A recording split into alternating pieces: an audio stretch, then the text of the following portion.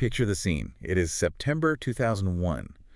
We are in a cramped, maybe somewhat dimly lit apartment in Chicago. Right. It is the middle of the night.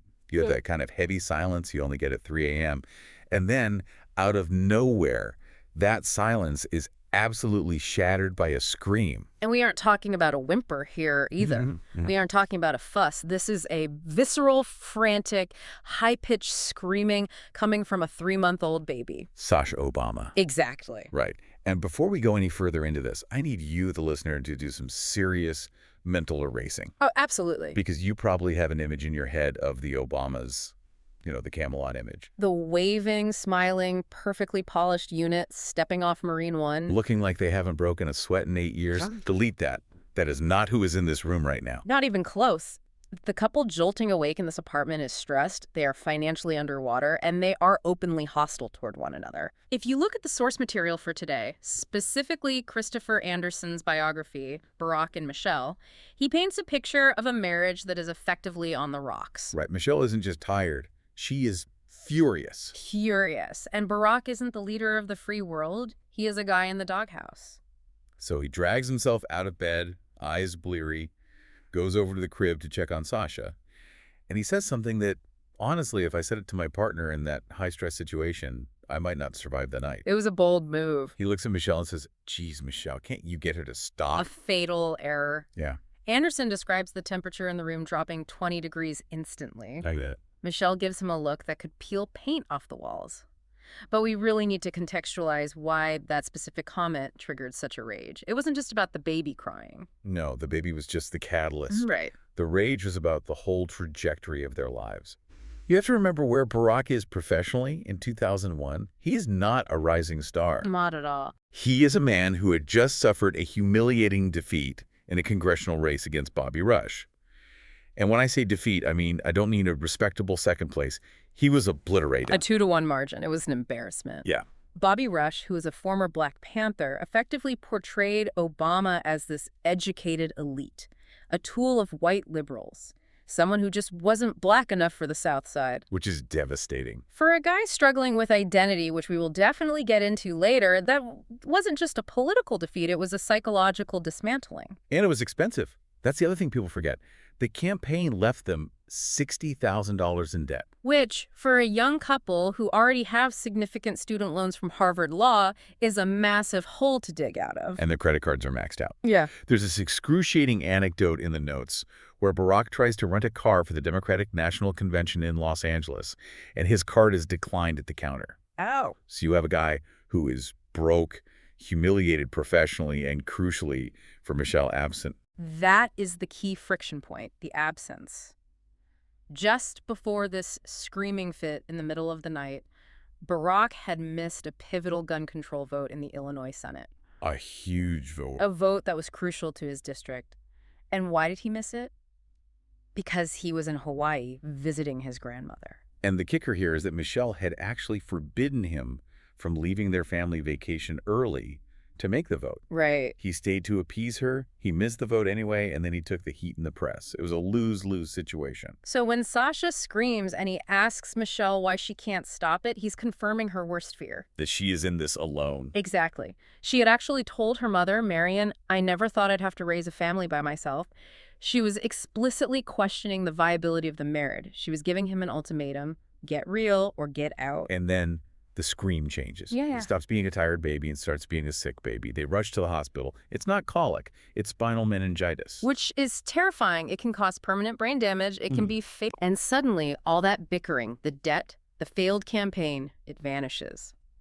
Barack describes his world narrowing down to a single point, that IV drip. They spend 72 hours sleeping on cots next to her, just watching the fluid go in. And Sasha recovers, thankfully. Thankfully. But this trauma, followed almost immediately by 9/11, forces a truce. But, and this is the thesis of our deep dive today, a truce isn't a solution. No, it's a pause. Right. It didn't solve the fundamental incompatibility between Barack's boundless, almost reckless ambition and Michelle's desperate foundational need for stability. That is the mission today. We aren't looking at the presidency. We are looking at the construction of these two humans. Yes. We want to know how a rootless wanderer named Barry, who grew up with pet monkeys in Indonesia Ended up with a rule-following, grounded girl from the South Side. It's an incredibly unlikely convergence. And to understand it, we really have to go back to the beginning. We have to start with Barry. Because before he was Barack Obama, the icon, he was Barry, the kid who didn't fit in anywhere. And to understand Barry, you have to understand the chaos he was born into. It starts with the maternal grandparents, Stanley and Madeline Dunham. The Kansas roots. The Kansas roots. But Kansas implies something boring and steady, and Stanley Dunham was anything but. He's described as a hobo in some of the source accounts, a total rebel. He was a restless spirit, a guy who found his own mother's body after she committed suicide, which is a trauma that likely fueled his constant need to move. Oh, wow. He got expelled from high school for punching the principal. He rode the rails. He was a yeller and a door slammer. Which is fascinating because Barack is known for being so cool, so no drama Obama. Oh. But his grandfather, the primary male figure in his daily life, was a hothead. Exactly. And his grandmother, Madeline Toot, was the pragmatist. He held it together. She was the one who eventually became a Bangor vice president to keep the family afloat because Stanley was always chasing the next big thing, usually without much success. So right away, you see this dynamic, the dreamer and the provider. That's a huge point.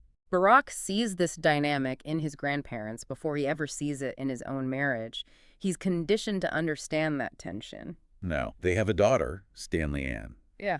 Named after her father because he desperately wanted a boy. Which is a heavy burden for a girl in the 1950s. She hated the name Stanley. She eventually goes by Ann. Makes sense. But she inherits her father's rebellious streak, only she channels it intellectually. She becomes an anthropologist, and this is crucial for the listener to grasp. Anthropology is the study of other cultures. Right, she's an observer. She raises Barack to be an observer. She teaches him to stand outside of a culture and look at it rather than just be in it. She's described as a dreamer, suspicious of camp, hating dogma, and then she meets the ultimate exotic figure in Hawaii, Barack Obama Sr. The man, the myth. And the myth is really the only way to describe him because the reality was so absent. Yeah. To young Barry, growing up, this man was presented as a legend. A brilliant Kenyan economist with a voice like James Earl Jones, this thundering, deep baritone. But the source material reveals a pretty dark secret right at the start of this relationship, one that Anne didn't know at the time. It does. Barack Sr. was a bigamist. Wow. He was already married to a woman named Kezia in Kenya. He hid that fact from Anne, and he certainly hid it from her conservative parents. He marries Anne, or at least they go through a ceremony. The records are actually a bit murky on the legality, and they have Barry in 1961. And then the pattern of abandonment begins almost immediately. It does. When Barry is barely a toddler, Barack Sr. gets a scholarship to Harvard, and he faces a choice. The family in Hawaii, or the Ivy League education and the prestige that comes with it. And what does he do? He asks Anne a question that echoes through the rest of the biography. He says, "How can I refuse the best education?" Which, if you think about it as a parent, is a devastating question. It explicitly values the degree over the child. It established a wound, the father wound that drives Barack for the rest of his life. He spends decades trying to live up to the expectations of a ghost, trying to prove he was worth staying for. So Anne is alone. But she moves on. She meets Lolo Sotoro, an Indonesian student. They marry, and suddenly the script flips entirely. We aren't in Hawaii anymore. We are in Jakarta. The Indonesian interlude. And we really need to pause here because I think people gloss over this. We are talking about a kid 6 or 7 years old moving to Southeast Asia in the late 1960s. Yeah, totally different world. It was a complete sensory override. He's living in a house where they kept a pet monkey named Tata. And baby crocodiles in the backyard pond. Right. But more importantly, it was a religious and cultural immersion. This is where Barack learns to be fluid. He goes to a Catholic school where he helps the nuns clean the chapel. And then goes to a Muslim school later, right? Yes. He wears a sarong. He learns the Quran. He isn't becoming a Muslim or a Catholic. He's becoming a chameleon. He is learning that he can exist in contradictory spaces. He's learning to code switch before he even knows what that term means. That seems like a superpower for a politician. It is the ultimate superpower. It's the ability to walk into a room of factory workers and a room of billionaires and mirror both. But at the time, for a 7-year-old, it was just confusing. Yeah. And dangerous. How so? Indonesia in the late 60s wasn't a stable place. His stepfather, Lolo, was a very different figure from his biological father.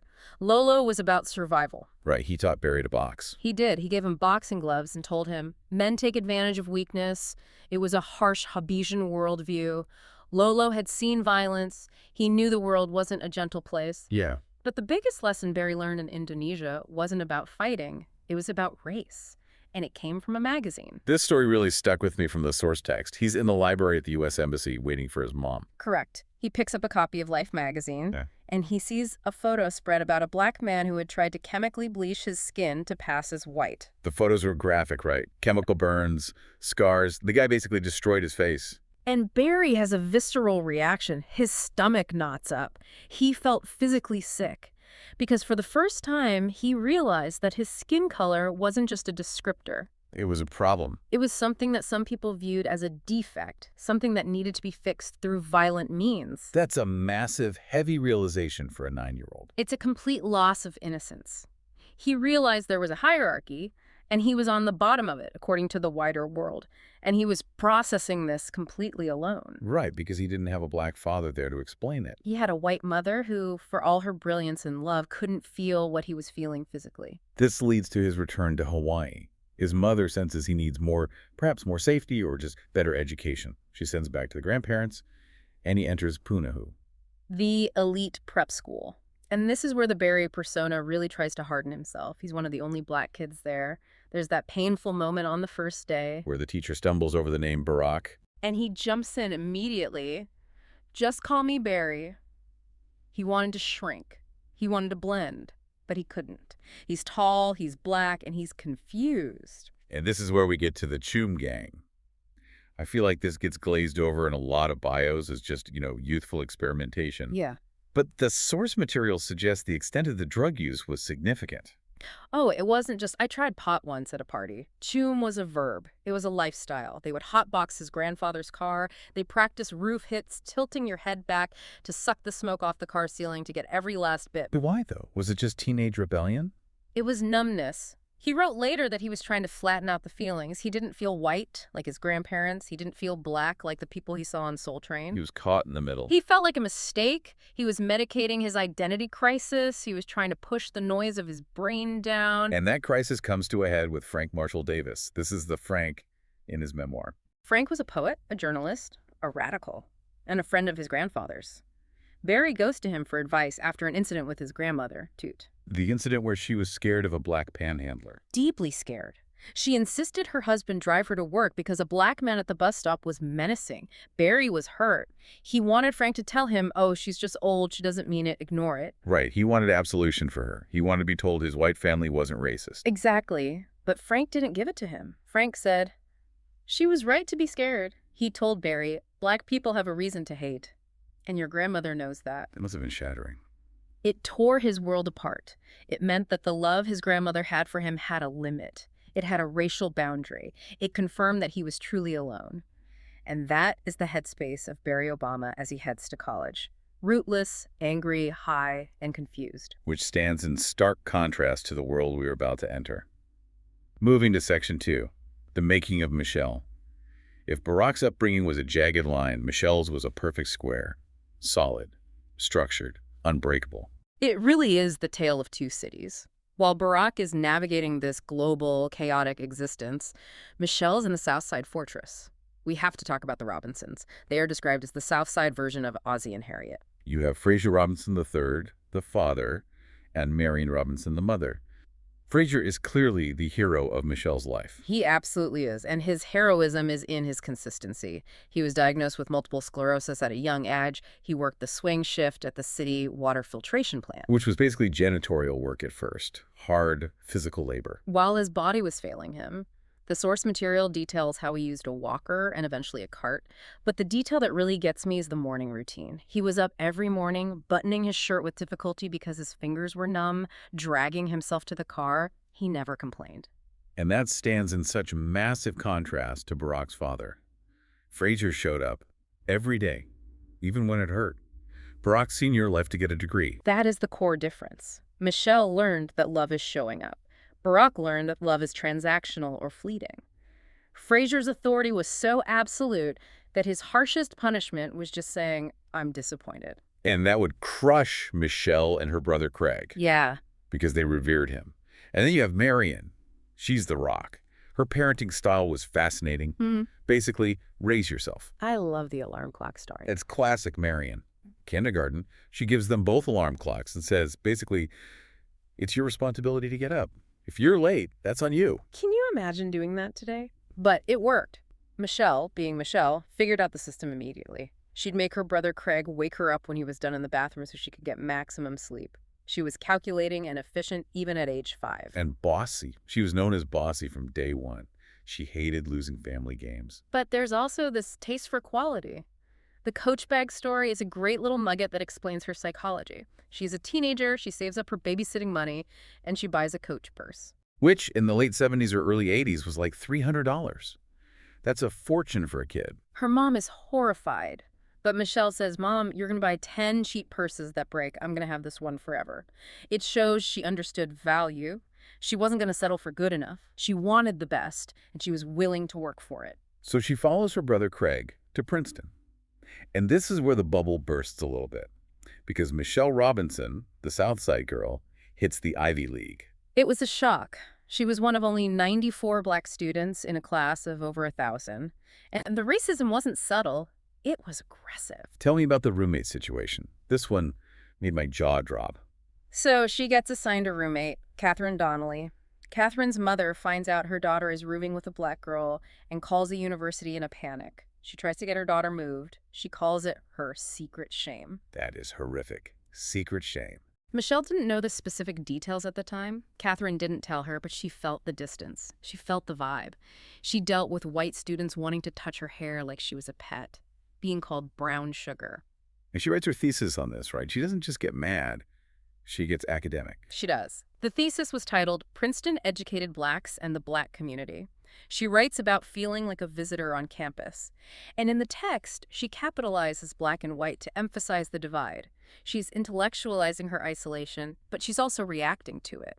She felt that by being at Princeton, she was drifting away from the black community she loved, but she was never going to be fully accepted by the white community she was entering. And this leads her to a very pragmatic decision. She chooses Harvard Law, just like Barack eventually does, but her goal is different. She wants corporate law. She wants to make money. She saw her father's sacrifice. She saw the financial limits of her family. She wasn't going to be a dreamer like Barack's mother. She was going to be a provider. She wanted the suit, the office, and the paycheck. So we have the dreamer and the provider. But before they meet, Barack has to go through his own transformation in college. He leaves Hawaii. He goes to Occidental College in L.A., where he's still in his surfer dude phase. Flip-flops, cigarettes, trying to be cool. But something shifts. He transfers to Columbia in New York, and he goes from party Barry to ascetic Barack. He tells his friends, screw that Barry stuff, call me Barack. It's like a switch flipped. He's living in a squalid apartment with no heat, literally sleeping in an alley his first night in the city because he couldn't get into the apartment. He fasts on Sundays. He becomes a vegetarian. He's reading Nietzsche and James Baldwin. He stops partying entirely. His roommate, Siddiqui, calls him a bore. He says, Barack, you're trying to be a saint. You're lecturing everyone on social justice. I was reading the notes about this time in New York, and it seems like he was almost punishing himself. He went from surfer dude to living in an apartment without heat. Is this performative, or was he actually suffering? I think it was a purge. He was trying to kill Barry. He's trying to kill a part of himself that just wanted to fit in and be comfortable. He felt that to be a serious black man in America, he had to be disciplined. He had to be serious. He was preparing himself for something, even if he didn't know what it was yet. And then he gets the call. His father is dead. Car crash in Kenya. A drunk driving accident. And Barack's reaction is telling. He doesn't fall apart. He describes feeling no pain, only the vague sense of an opportunity lost. He realizes his father died a bitter, drunk bureaucrat, a man who had potential but wasted it. And Barack vows, consciously or unconsciously, I will not be that. So he heads to Chicago. He wants to be a community organizer. And this is where the legend of Barack starts to form, but the reality was pretty gritty, working for Jerry Kellman. Very gritty. He's driving that yellow Datsun with the hole in the floorboard. I can picture it. You can see the asphalt rushing by under your feet while you drive. It's a great metaphor for his life at that point. A bit dangerous, a bit raggedy, but moving forward. He's working for peanuts, $10,000 a year. But he finds the church ladies.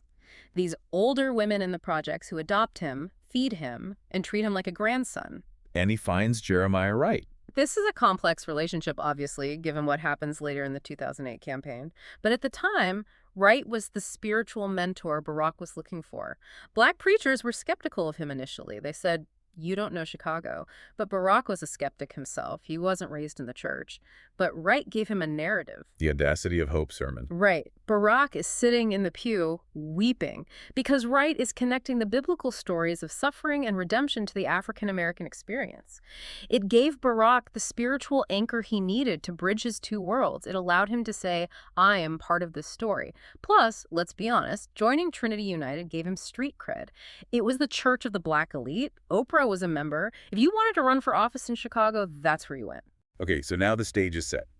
Section 4, the convergence. It's summer.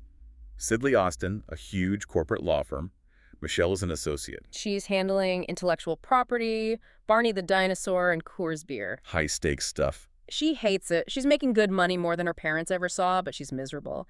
And then she hears about this summer associate coming in, a guy from Harvard Law. Everyone is buzzing about how brilliant he is. And Michelle's reaction is total skepticism. She thinks I've got nothing in common with this guy. She hears Hawaii and biracial and assumes he's going to be weird or socially awkward. She's expecting a nerd. She's expecting Urkel. And then he walks in. And he's late. Strike one. And he's wet from the rain. But he's not a nerd. He's breezy. He's confident. But she's his mentor. She's his advisor. And she has a strict rule. No dating at work. She thought it was tacky. Plus, she hates his smoking. That was a huge strike against him immediately.